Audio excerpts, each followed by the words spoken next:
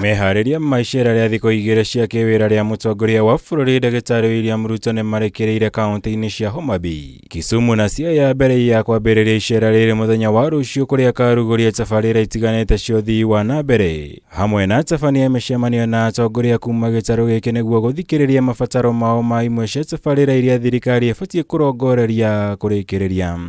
So tomorrow, Friday 13th, 2023, President William Ruto will begin a 2-day walking tour of the Nyanza region that will cover Kisumu, Homa Bay, and Siaya counties.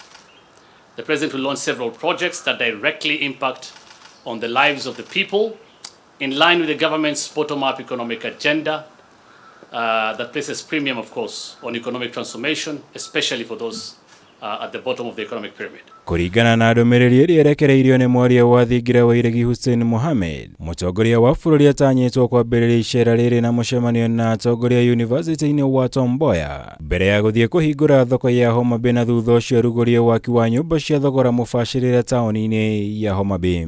Mumewachagua, wabunge mumewachagua, maseneta mumewachagua, gavana wenu mumemchagua. Mimi nitafanya kazi pamoja na wao ili tuweze kuhakikisha ya kwamba mipango yote ya maendeleo ya Homa Bay na Kenya inashughulikiwa na tunatekeleza. The affordable housing program, which is a key plank of the government's agenda and of course one of the killers of the Kenya Kwanza manifesto, is not only about low cost and decent housing needs but also meant to create jobs for thousands of youth and stimulate the economy.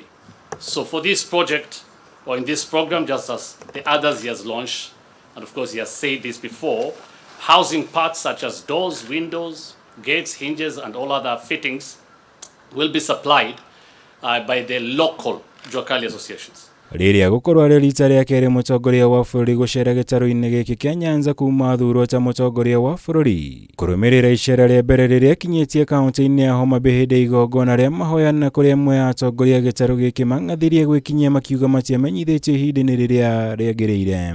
You will recall that the President was here in October 2022 and made several pledges. Tomorrow, he'll be returning to fulfill some of those pledges. Key among them is the launch of the first phase of the 5,000 affordable housing program for Homa Bay County.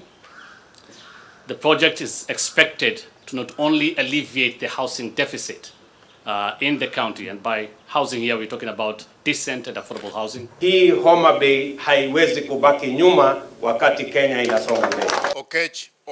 Thiku ya kerĩ ya Iceera rĩake President agĩkinyia mwena wa Rarieda kaunti-inĩ ya Siaya mũciĩ kwa Minister wa ũkinyanĩria wa kĩrĩu Eliud Owalo hĩndĩ igongona rĩake rĩa gũcokia ngatho nĩ kwamũrwo ta Minister thirikari-inĩ ya Kenya Kwanza.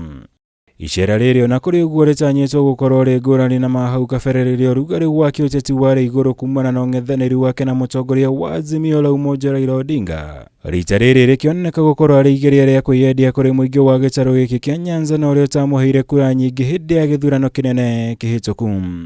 Homa Bay tumekubaliana. Ngĩribotera Kameme TV, Jitagwo Mwaura wa Nyanza.